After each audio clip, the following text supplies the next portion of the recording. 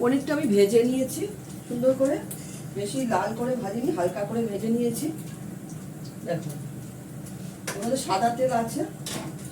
কড়াটা খুব গরম হয়ে যায়, স্টিলের কড়া না, বড় গরম হয়ে যাচ্ছে। আর একটু তেল দেবো, সাদা তেলই দিচ্ছি,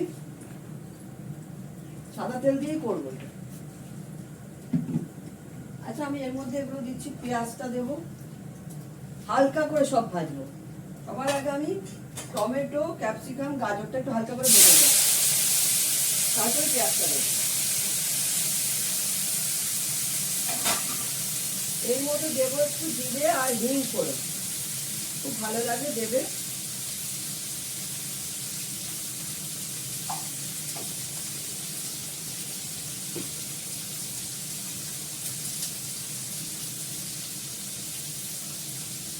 আমি পনির দো পেঁয়াজা করছি না, পনির দো পেঁয়াজা আমি অনেকবার দেখিয়েছি ব্লগে, দরকার পড়লে আবার পরে দেখিয়ে নেবো।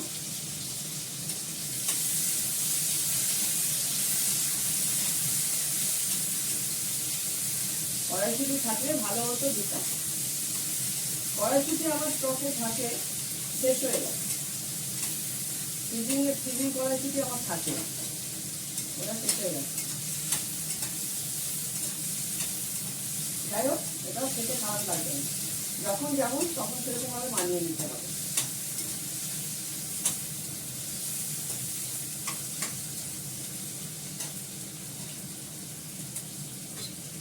গাজরটা আছে, গাজরটা একটু সেদ্ধ হওয়ার ব্যাপার আছে। এই কাঁচা লঙ্কাটা আমি লম্বা করে কেটে নিয়েছি, মাঝখান থেকে লম্বা করে করে কেটে নিয়েছি, দেখতে ভালো লাগে। পটলের মাংস হয়ে গেছে, পটলের মাংসটা নামিয়ে অল্প করে একটু ভাত বসাবো। আমাদের ভাতের রান্না দিয়ে দিয়েছি, বেগুনটা ভাজা বাকি আছে, বেগুনটা ভেজে নেব। তাহলে মোটামুটি রান্না শেষ হবে। বেগুনটা এদিকে ভেজে নিই।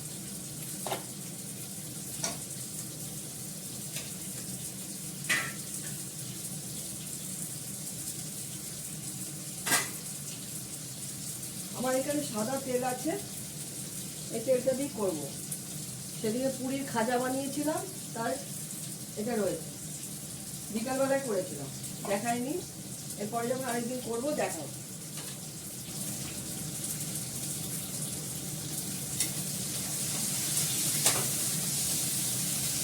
বেগুনটার মধ্যে হালকা করে একটু নুন দিয়ে এটাকে ভেজে ফেলি। একটু তাতুর তেলটা,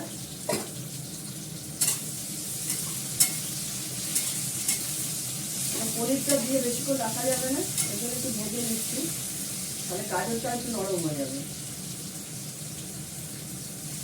যতটা পেরেছি পাতলা করে কেটেছি, ছুরিতে কাটি তো। এবার দিয়ে দেবো পেঁয়াজটা,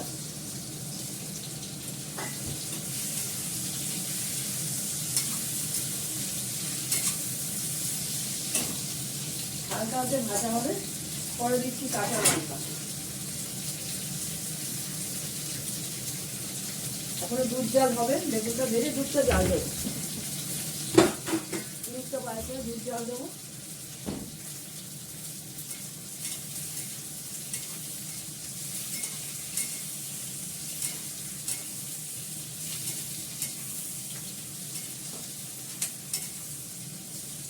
এরকমভাবে পনিরটা খেতে খুব ভালো লাগে, যে পেঁয়াজগুলো খুলে খুলে নেওয়া হয়, মাঝখান থেকে কেটে চোখলাটা ফেলে কেটে নিয়ে আস্তে আস্তে ওপর থেকে বার করে নিতে, কোলের পরে কোলে পেঁয়াজ থাকে, সেটাকে বার করে নিয়ে পনির করে দেখবে, খুব ভালো লাগে খেতে। সব থেকে ভালো লাগে পনির দো পেঁয়াজা। আমি চাইতে ওইটাই করছি, শুধু কড়াইশুঁটিটা বাদ দেয়।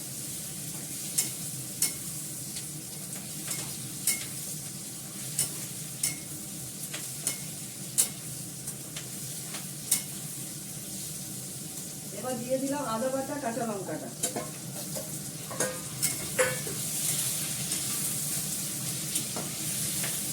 আমার এটা ফ্রাই হয়ে গেছে, দেবো সামান্য একটু কাশ্মীরি লঙ্কার গুঁড়ো।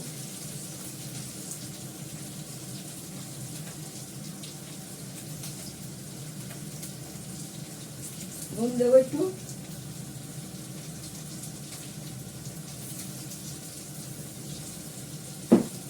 মিষ্টিটা অতি অবশ্যই মিষ্টি দিতে হবে, পনিরটা একটু মিষ্টি মিষ্টি ভালো লাগে।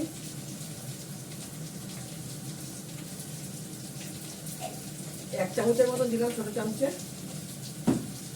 সামান্য একটু জল দেবো, বেশি নয়, সামান্য।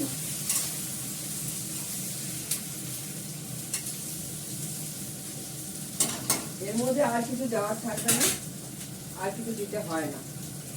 এইভাবে করবে। কাজু বেটেও করা যায়, ওটা আবার অন্য টাইপের পনির হয়ে যায়।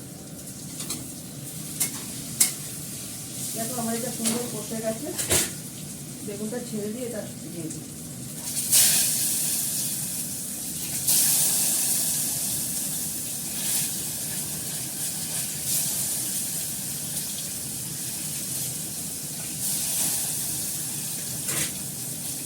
জলটা দিয়ে দিলাম,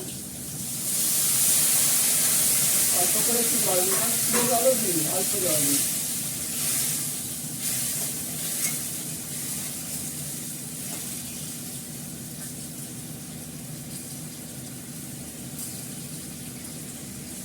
একটু ফুটে গেলে নামিয়ে ফেলবে।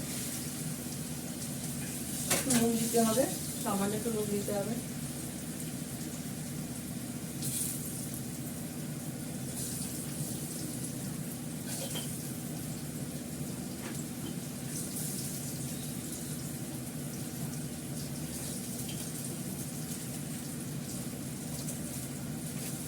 এটার মধ্যে ইচ্ছা করলে নামানোর পর একটু ঘি ছড়িয়ে দিতে পারো, ইচ্ছা হলে, তাহলে অসুবিধা নেই, গার্ডার করে যাবে।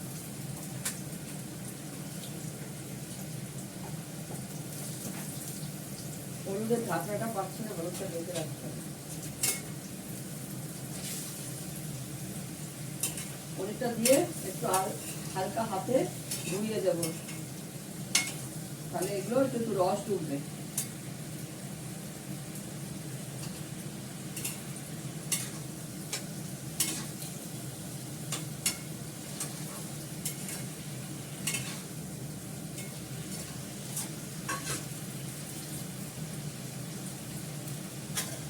হয়ে গেছে, কমপ্লিট। থাক, দরকার পড়লে ঢাকা দিতেও পারো, নাও ঢাকা দিতে অসুবিধা নেই। হোক, হয়ে গেলে এটা নামিয়ে ফেলবো, নামিয়ে একটু ঘি ছড়িয়ে দেবো। মিস্টার দত্তর জন্য ভাত বেড়ে নিচ্ছি, কলমির শাক, বেগুন ভাজা, একটা নিরামিষ তরকারি, লেবু, মুগ ডাল, পনিরের তরকারি, পমপ্লেট মাছ, এ হচ্ছে আজকে আইটেম। আর হচ্ছে উচ্ছে সেদ্ধ। ঠিক আছে, সব কিছু দেখাতে পারিনি, মোবাইলটা একটু ডিস্টার্ব করছিলো রান্নাটা। তোমরা সবাই ভালো থেকো, সুস্থ থেকো, সুন্দর থেকো, টাটা।